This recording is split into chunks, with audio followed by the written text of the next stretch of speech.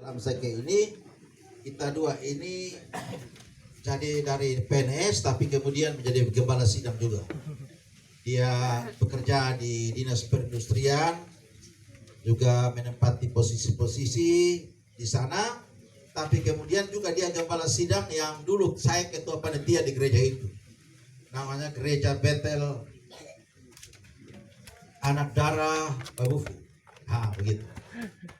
Jadi selesai pembunuhan itu, beliau menjadi kepala sidang dan saya juga menjadi ketua panitia lagi dalam satu pembangunan.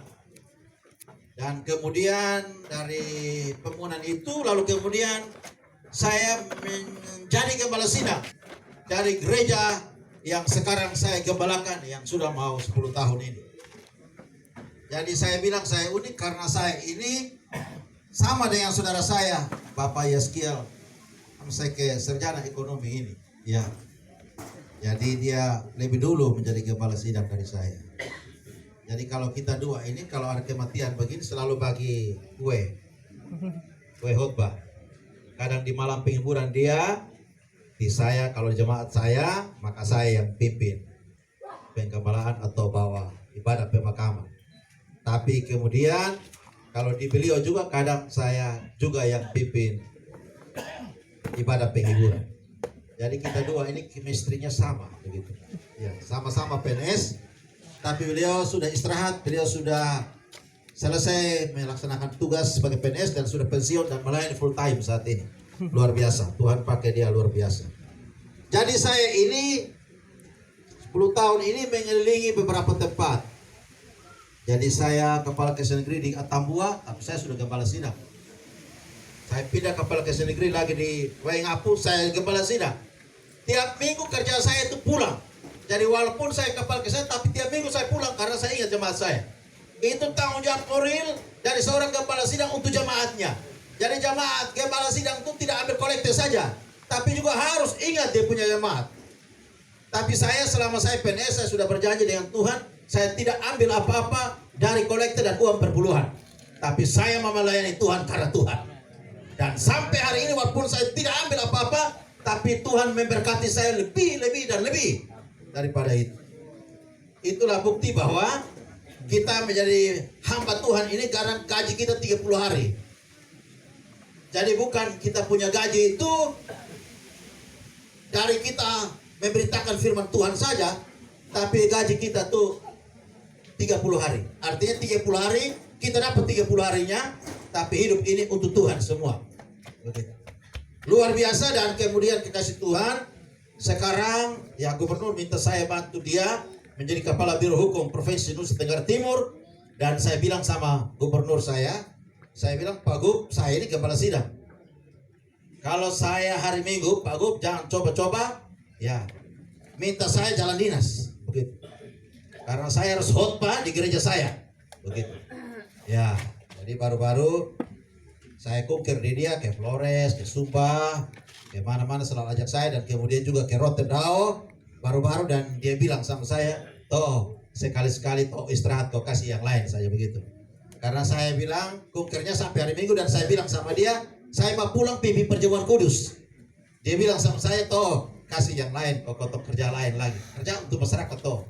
Saya bilang baik Jo, ini juga melayani. Jadi akhirnya saya tidak pulang dan saya minta untuk hamba Tuhan yang lain menggantikan saya. Kekasih Tuhan yang saya kasih. Jadi tadi pagi saya ketemu dia karena dia minta saya ke ruangannya. Saya bilang sama Pak Gub, kalau mau suruh apa bilang sudah, kasih tahu sudah. Karena nanti abis ini saya pimpin kebaktian pemakaman seorang jamaat saya yang setia beribadah, suka senyum, dan sekarang saya mau pimpin dan Bapak Gub jangan ganggu saya lagi. Begitu. Ya. Dan dia bilang ya sudah toh. Ya saya hanya kasih tahu toh, saya minta ke sini. Dan pagi tadi saya bertemu Kapolda. Jadi saya sudah berapa tugas ini saya laksanakan. Pagi 7:30 saya sudah pimpin apel, dan kemudian saya bilang anak-anak nanti sore saya pimpin apel. Semua harus apel. Harus disiplin. Kerja harus disiplin supaya jangan makan gaji buta. Saya bilang begitu. Karena kita berdosa pada negara kalau kita makan gaji buta. Begitu.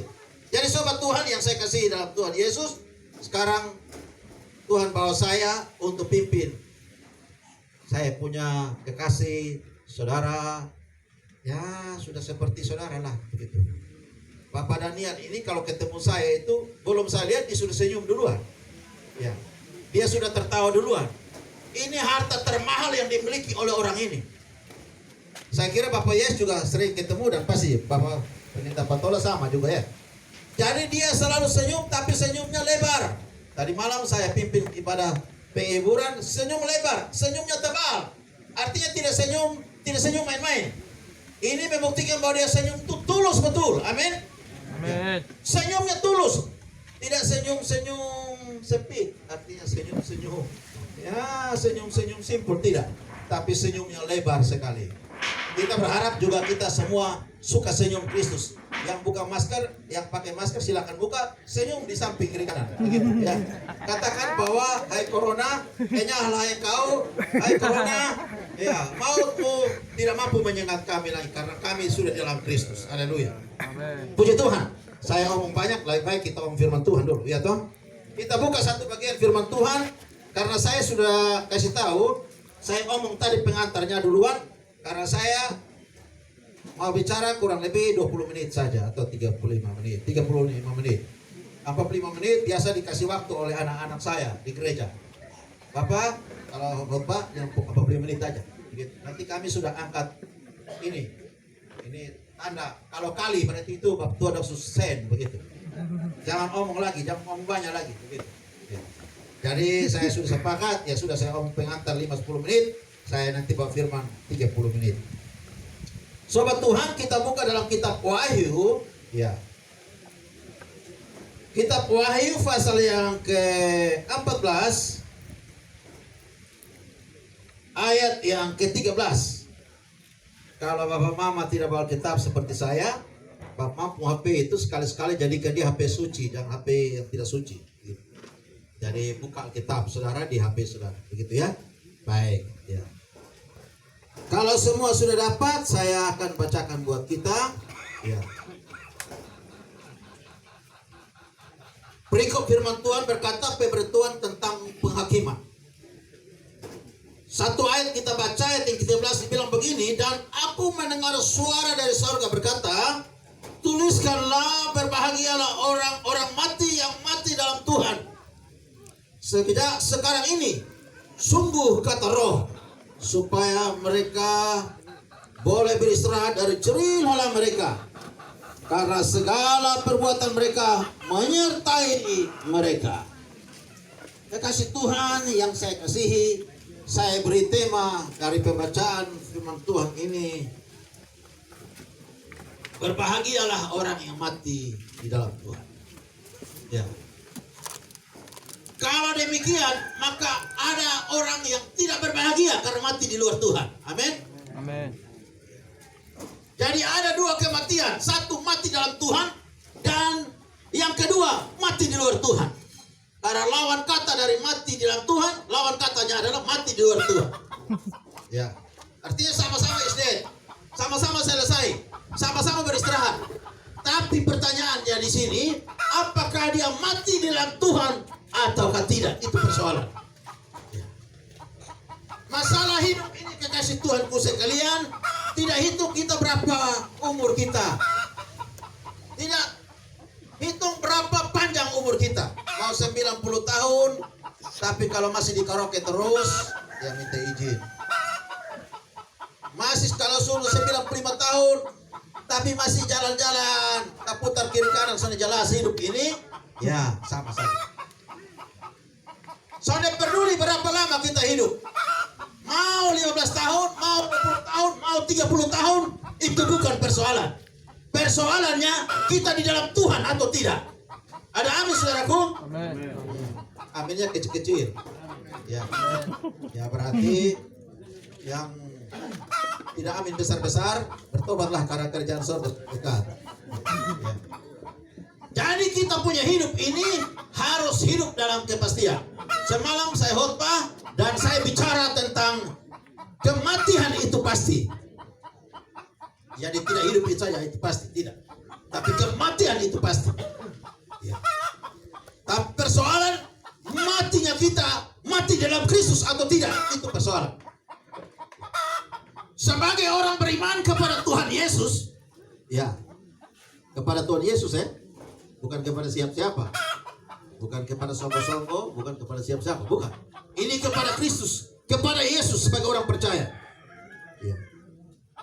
Adakah kita ini ketika kita hidup untuk Tuhan atau tidak? Itu persoalan. Ya. Semalam saya gambarkan tentang hidup untuk Tuhan seperti ini. Karena mati adalah untung dan hidup adalah untuk Kristus. Saya gambarkan tentang hidup untuk Kristus itu, saya gambarkan seperti begini. Hidup itu harus berguna bagi orang lain. Karena saya angkat firman Tuhan yang terambil di dalam Wahyu Yohanes 14 ayat 1 dan 3, dia bilang begini. Oh, bukan, Roma pasal 14 ayat 7 dan 9, dia bilang begini. Sebab tidak ada seorang pun di antara kita yang hidup untuk dirinya sendiri. Artinya berarti kita hidup tidak untuk diri kita sendiri, tapi hidup untuk orang lain. Amin. Nah, itu maksudnya. Sebab jika kita hidup untuk Tuhan. Jadi pertama, kita tidak hidup untuk diri sendiri, tapi kita hidup juga untuk orang lain, tapi kita juga hidup untuk Tuhan. Amin. Nah, itu maksudnya. Dan jika kita mati juga untuk Tuhan. Jadi baik hidup atau mati, kita adalah milik Tuhan. Sebab itulah Kristus telah mati dan hidup kembali, supaya ia menjadi Tuhan baik atas orang-orang mati, atas orang-orang hidup. Artinya kalau mau mati, mau hidup, tapi satu-satunya ialah hidup untuk Tuhan, mati juga untuk Tuhan. Luar biasa. Sobat Tuhan yang saya kasihi dalam Tuhan Yesus, tadi saya bilang bahwa tidak tahu berapa lama seorang anak manusia itu akan hidup. Kalau misalnya bahwa Bapak Daniel tahu bahwa saya nanti ambil makanan babi di pasar impres untuk kasih makan babi, lalu kemudian kalau besar jual, kemudian bisa biaya anak-anak yang sekolah kuliah. Dan saya tahu bahwa kalau nanti saya pulang dari pasar impres, lalu kemudian saya turun dan menengok ke Ebufu karena mau pulang ke rumah di TDM, maka saya akan dapat tabrakan di situ. Kalau Bapak Daniel sudah tahu itu, pasti Bapak Daniel tidak akan mau ke sana. Amin. Begini Bapak Mama sekalian, saya waktu dinas di Jakarta baru-baru, dan kemudian saya mendapatkan telepon dari jemaat anak saya, Pendeta John Patola punya anak, Raymond, telepon sama saya, Bapak Gembala, Bapak Daniel Laure sudah Tuhan panggil. Saya bilang, baik. Nah, Bapak mau tanya, apa? Meninggal karena apa? Dia bilang, celaka motor dekat Bodas itu. Baik, nah. Setelah itu saya stop di situ dan saya berdoa. Saya berlutut di kamar hotel saya karena saya mau menuju ke Pengadilan Negeri Jakarta Pusat untuk sidang perkara gugatan terhadap Presiden, Gubernur, Bupati Manggarai Barat. Dan saya mewakili sebagai kepala biro. Jadi saya waktu itu berlutut dan berdoa. Saya bilang, Tuhan Yesus, terima kasih Tuhan untuk semua yang sudah Tuhan buat. Dan apa yang Tuhan buat itu baik adanya. Sebagai kepala sidang daripada Bapak Daniel Laure, hamba bersyukur untuk itu. Setelah habis itu saya telepon lagi dan bicara sama Mama Laure. Lalu Mama Laure, saya tanya Mama Laure, saya bilang, Mama bagaimana kejadiannya? Mama Laure bilang semalam sudah jam 9 lewat kalau tidak salah. Dia bilang Bapak tidak usah pergi ambil makanan babi. Tapi Bapak Laure karena sudah kebiasaan tiap malam selalu ambil makanan babi untuk besok babi-babinya makan untuk dijual. Ya, maka sobat Tuhan dia tetap jalan begitu. Dia pergi. Ini saya mau bilang bahwa Bapak Laure tidak tahu hari matinya. Amin. Bapak Daniel tidak tahu bahwa dia akan pulang dan Tuhan akan mintalah bahwa sudah sampai di sinilah perjalananmu. Sampai tempat inilah aku memanggil pulang engkau. Kalau Bapak Daniel tahu itu, mungkin dia bisa seperti seorang nabi yang Hizkia ya. Hizkia yang tawar menawar dengan seorang hambanya yang pergi dan berkata kepada dia, bilang sama Hizkia bahwa engkau akan mati. Dan ketika Hizkia saat itu mendengar itu, Hizkia bilang, dia menatap ke tembok dan menangis. Lalu kemudian setelah dia menangis, lalu Nabi itu berkata kepada dia, ya, aku telah mendengarkan jeritanmu, doamu, dan aku akan memperpanjang umurmu 15 tahun lagi. Itu beda. Karena Nabi itu sudah berkata kepada dia. Tetapi ini tidak. Sahabat Tuhan yang saya kasihi, jadi Bapak Daniel tidak tahu bahwa dia pergi. Ternyata dia pergi dan Tuhan akan memanggil dia di tempat itu. Kalau tidak mungkin dia juga bisa saja seperti Hizkia. Nah, karena itu maksud saya di sini bahwa tiap-tiap perjalanan hidup kita tidak tahu sampai di mana, kapan kita akan berhenti. Tadi pujian bilang kan tidak tahu hari esok. Amin. Hari esok itu adalah harinya Tuhan. Amin. Ya. Hari Senin harinya Tuhan, Selasa harinya Tuhan, Rabu harinya Tuhan, Minggunya juga harinya Tuhan. Jadi bukan Senin, Selasa, Rabu, Kamis, Jumat, Sabtu kebetulan kita kantor lalu bukan hari Tuhan. Ya. Kalau kita kantor itu juga hari Tuhan. Kita bekerja sebagai buruh, kita juga hari Tuhan. Kita bekerja sebagai tukang odong, itu hari Tuhan. Kita bekerja sebagai apa saja, itu hari Tuhan. Nah, karena itu maka setiap hari hidup kita harus jadikan hari itu menjadi harinya Tuhan. Amin. Ya.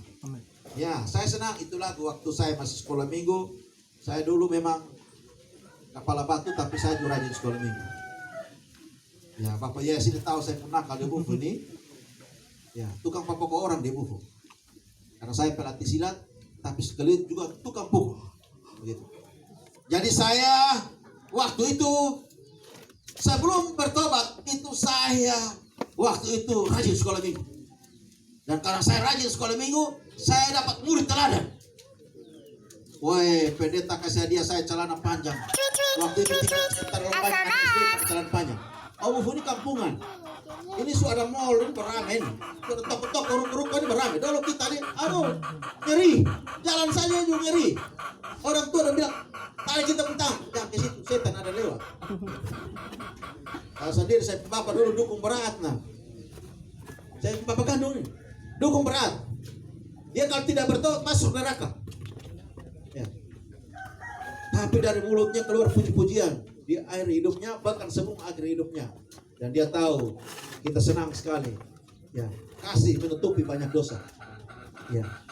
Dia unik. Ya. Dia sudah pandang mau orang Flores, mau orang Muslim, mau orang Hindu, mau orang Buddha, mau orang Kristen. Pokoknya ada ulang tahun anaknya dibilang tangkap domba, kau bawa kasih. Bab itu kepala domba. Sehingga orang UFO ini tahu semua. Orang TDM ini dulu satu kelurahan saja. UFO ini TDM kayu putih satu kelurahan. Ya. Jadi kalau orang panggil dia pakai domba, karena bab itu domba banyak sekali. Ya. Dan kalau misalnya ada tetangga pakai domba, dan anak-anaknya ulang tahun, maka dibilang tangkap satu ekor bawa ke sana. Ya. Dan bapak tua ini hobi kasih hadiah orang hewan-hewan seperti itu. Jadi saya pikir perbuatan-perbuatan baik itu juga menyertai orang benar juga. Amin. Nah, dengar firman Tuhan hari ini dibilang begini. Tuliskanlah, berbahagialah orang-orang yang mati dalam Tuhan. Artinya bahwa Bapak Daniel ini dia tidak hidup untuk dirinya sendiri, tapi dia juga hidup untuk orang lain. Bisa saja hidupnya untuk orang lain itu siapa? Dia tidak hidup untuk diri sendiri, tapi dia hidup untuk anak-anaknya. Amin. Faktanya dia pergi mencari makan babi untuk bagaimana bagi menjadi besar, lalu kemudian dia jual, lalu kemudian dia bangun rumah, lalu kemudian dia sekolahkan anak, bahkan kuliahkan anak, sehingga anak-anak itu menjadi pintar. Saya bersaksi begini karena begini. Saya tahu persis orang tua saya. Saya bilang Bapak Tola, saya ini kalah dengan Bapak Daniel. Saya tanya Anton kemarin, Anton, ini rumah kos ada berapa kamar? Dia bilang 3. Saya goyang-goyang kepala. Goyang-goyang kepala begini Bapak sekalian, karena sampai saat ini saya punya cita-cita bangun rumah kos, tapi sampai sekarang saya tidak pernah bangun rumah kos dulu. Padahal saya punya cita-cita bangun rumah kos. Begitu. Tapi sampai saat ini tidak pernah ada orang kos di rumah saya. Artinya bahwa saya tidak mampu bangun rumah kos. Tapi Bapak Daniel Loren bisa bangun rumah kos. Artinya dia sudah taruh investasi buat anak-anaknya. Amin. Amin. Dia sudah investasikan hidupnya untuk anak-anaknya. Artinya dia tidak investasikan hidupnya untuk dirinya sendiri, tapi juga untuk anak-anak. Bahkan yang kos-kos itu pun juga harus berterima kasih sama Bapak Daniel. Walaupun Bapak Mama bayar 210, jangan rasa rugi. Atau 3.000, jangan rasa rugi. Karena ini kos termurah barangkali. Ya. Berarti dia sudah menolong juga. Itu untuk bantu